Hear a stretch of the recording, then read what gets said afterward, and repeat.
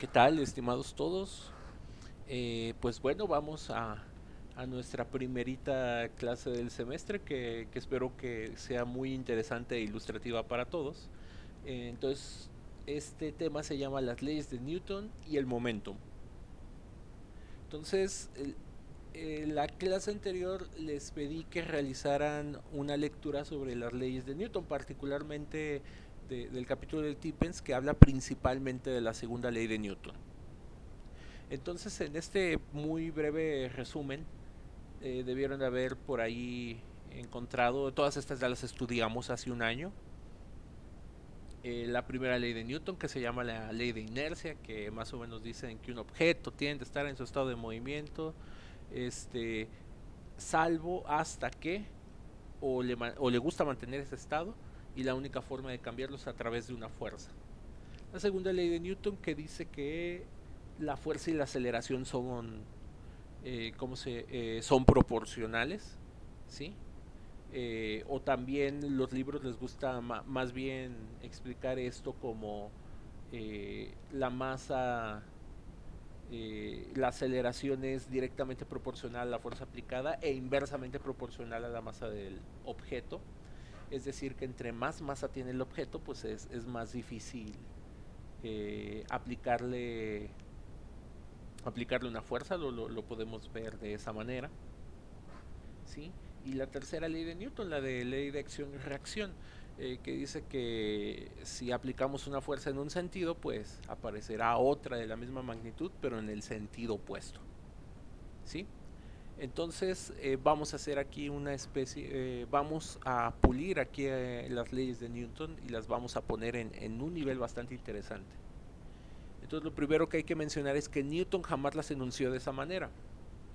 Eh, estas definiciones tradicionales, les podemos llamar, no están mal. O sea, no estoy diciendo que estén mal, pero están formuladas de una manera eh, para que a lo mejor un joven, un niño las pueda entender, las pueda digerir de mejor manera. De hecho, estas yo les digo las leyes de Newton de la secundaria, ¿sí? Estilo secundaria. Y el punto es que a partir de ahora vamos a dejar de ver toda la... Vamos a dejar de ver física de secundaria, o sea, los cursos que ustedes ya llevaron el año pasado, muchos de los temas ustedes los suelen ver en la secundaria, no digo que todos, pero realmente es una repetición. Entonces aquí vamos a empezar a ver cosas completamente nuevas. Entonces lo primero que quiero que veamos y les quede bastante claro es que Newton enuncia sus tres leyes originalmente a partir de un concepto que él llama cantidad de movimiento. ¿Sí? La cantidad de movimiento, momento lineal o momentum, se define de la siguiente manera. El momento, que es la letra P, es igual a la masa del objeto por su velocidad. ¿Sí? Aquí hago un pequeño comentario. En algunos países de habla hispano a esta P le llaman impulso. ¿Sí? Eh, y luego por ahí el impulso se suele definir según los usos de idioma de formas un poquito diferentes. Entonces hay que tener aquí cuidado cuando en los libros, de hecho en el Tippens pasa por la persona que lo tradujo, deben de tener mucho cuidado con la palabra impulso. Entonces aquí nosotros vamos a referirnos todo el tiempo como momento. ¿Sí? Entonces vamos a platicar ejemplos, ¿no? Del momento de un objeto. Un objeto que se encuentra en reposo no tiene movimiento. ¿Sí? Entonces cuando la velocidad del objeto es igual a cero, pues no puede haber momento. Vamos a pensar qué puede tener más o qué puede tener menor cantidad de movimiento. Digamos que podemos tener a dos personas, podemos tener a un gordo y a un flaco. Y las dos personas moverse a la misma velocidad, digamos, van ahí trotando a 3 metros por segundo. Les aseguro que si la persona delgada choca contra alguna otra persona, probablemente no sea tan peligroso. Incluso esta persona delgada podría rebotar, ¿no? Dependiendo contra quién se estrelle. En cambio, la persona que está muy gorda y que va exactamente a la misma velocidad, si choca con otra persona, es probable que no haya que lo detenga, ¿sí? Y que le pase por encima. Entonces decimos que el objeto entre más masa tiene, un objeto a una velocidad dada, entre más masivo es, también tiene más cantidad de movimiento, ¿sí? Y esta masa es a lo que se refieren aquí como esta especie de inercia, ¿no? O lo que evita que el cuerpo se quiera mover. Entonces, con esta idea ya bien clara de qué cosas pueden tener mucho momento, qué cosas pueden tener poco momento, eh, le voy a agregar un ejemplo más, una bala. Una bala en realidad tiene una masa muy pequeñita, ¿sí? Pero como una bala va a una alta velocidad, las balas de casi cualquier, digamos, arma, eh, como una pistola, un arma que funciona a base de pólvora, alcanzan velocidades típicas de por lo menos 300 metros por segundo. ¿Sí? Entonces, pues estos objetos, estos bólidos, pues también son imparables, ¿no? Eh, entonces, con esta idea bien clara de qué es la cantidad de movimiento, vamos a volver a platicar cómo es que Newton pensó su ley de inercia. Un objeto no puede cambiar su cantidad de movimiento a menos que una fuerza actúe sobre él. Entonces, esta es la forma en la que Newton se imagina su primera ley de movimiento. Los objetos no, o sea, no pueden cambiar del reposo al movimiento o del movimiento al reposo, es decir, no pueden modificar esta cantidad de movimiento a menos que una fuerza actúe sobre ellos, ¿sí? Y esto abre una posibilidad muy interesante. Eh, una fuerza puede cambiar la masa de un objeto y también una fuerza puede cambiar la velocidad de un objeto. Con lo que estamos muy acostumbrados a trabajar es que si alguien va corriendo y llega una persona y lo avienta, es decir, le aplica una fuerza, pues lo detiene, ¿no? Es decir, cambia su velocidad. O un objeto que está en reposo, llegamos, le aplicamos una fuerza, le damos un puntapié, puede ser una pelota, la pelota sale disparada, entonces pasa del reposo al movimiento. Es decir, gana velocidad, antes tenía velocidad cero, luego tendrá una velocidad, pues llamémosle más grande. Esto abre la posibilidad que las fuerzas pueden modificar las masas de los objetos. Por ejemplo, los pueden romper, pueden hacer que pierdan masa o pueden hacer que ganen masas. Hay fuerzas que pueden hacer que un objeto gane masas. Entonces, gane masa. Entonces, esta es una posibilidad muy muy interesante y de hecho la vamos a platicar con, digamos, con la siguiente ley, que es la ley de fuerza. Newton la enuncia de la siguiente forma: el cambio en la cantidad de movimiento en un intervalo de tiempo sobre algún objeto, es decir, el cambio de movimiento en el objeto, siempre es proporcional a la fuerza que se le aplica.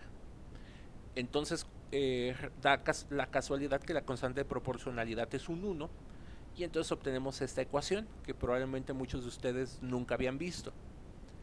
Fuerza es igual al cambio de momento entre un intervalo de tiempo. Esta es la verdadera segunda ley de Newton. Y bueno, ¿de dónde sale esto de fuerza es igual a masa por aceleración? Eso solamente ocurre si la masa no cambia, que era lo que les estaba diciendo.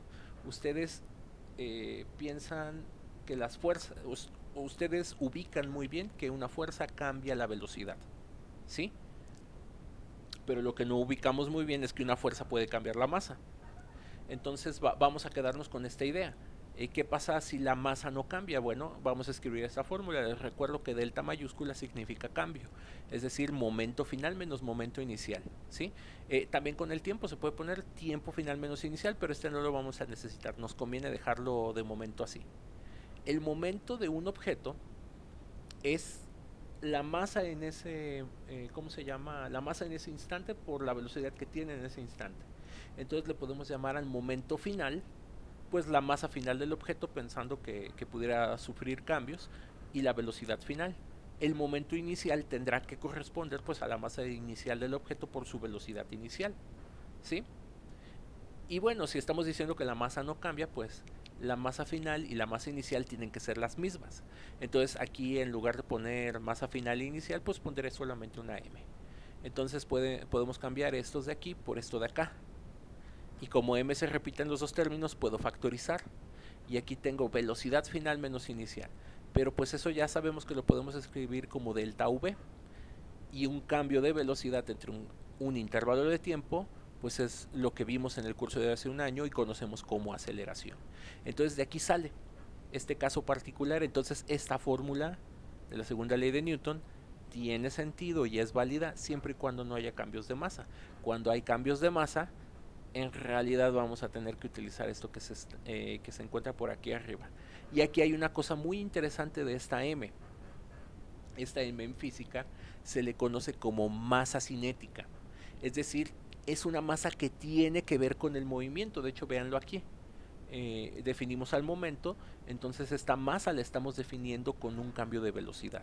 ¿Sí? Esta masa, digamos que la podemos medir la masa de un objeto viendo sus cambios de velocidad. Podemos arrojar una pelota, por ejemplo, contra una pared, ver cómo choca, ver cuál es su velocidad final inicial, y si la masa de la pelota nunca cambia y si la masa de la pared tampoco se ve modificada, es decir, que la pelota le ocasione un daño, con este pequeño análisis y sabiendo durante cuánto tiempo ocurrió ese choque, podemos determinar la masa de la pelota, ¿sí? Entonces, por eso le llamamos masa cinética. Ahora, hay otra cuestión aquí muy fuerte.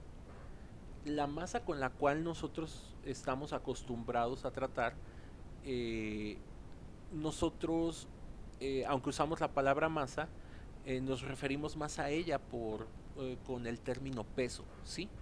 Y bueno, esta masa tiene que ver con esta fórmula, que es la ley universal de atracción gravitacional, también propuesta por Newton, ¿sí? Entonces, cuando nosotros analizamos el sistema de unidades, por ahí en su libro habrán visto estos slug que dicen que son las unidades de la masa que usan en el sistema inglés, y que en realidad la libra es una unidad de peso. Entonces vamos a entender qué es el peso de los objetos, ¿sí? Este tipo de ejercicios ya más o menos los planteamos también hace un año. El peso de un objeto tiene que ver con el efecto del campo gravitacional sobre su masa. Si nosotros nos encontramos expuestos a una gran fuerza de gravedad, tendremos un gran peso. Si nosotros no estamos expuestos a fuerzas de gravedad, eh, no vamos a tener peso, que es el caso del espacio. Y para que esto pueda ocurrir efectivamente, en realidad tiene que haber pues otra masa que produzca esta atracción gravitacional, ¿sí? De hecho, estuvimos utilizando esta fórmula.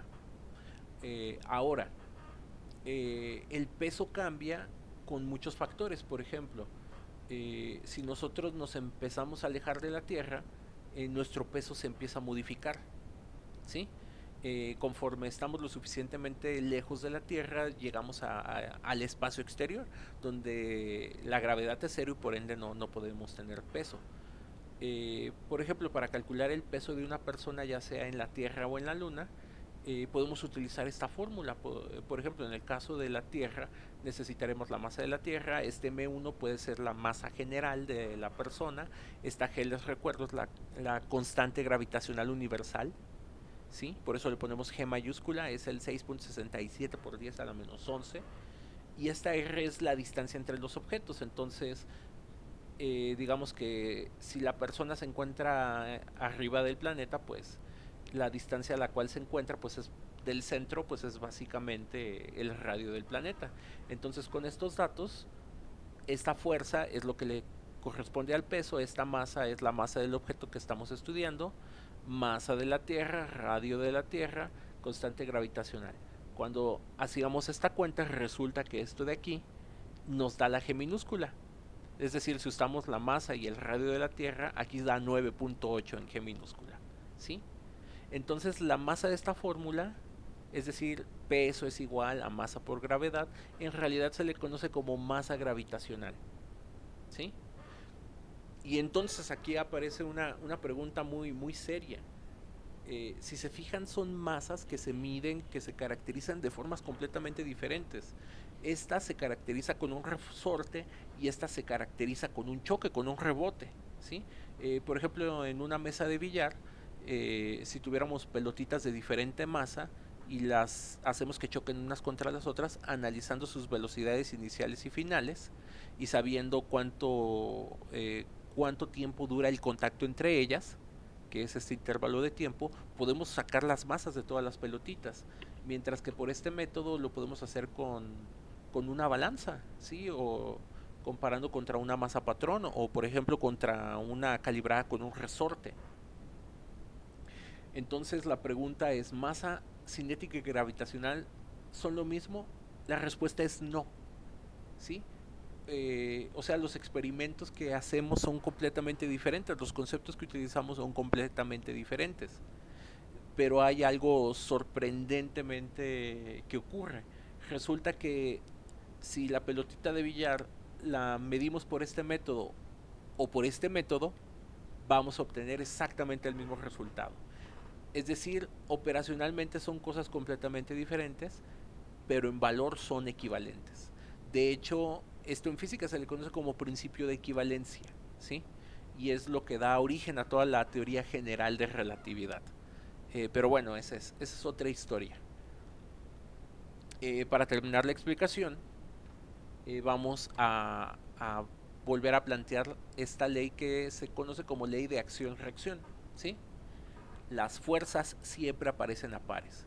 Las fuerzas en el universo, muchachos, nunca están solas.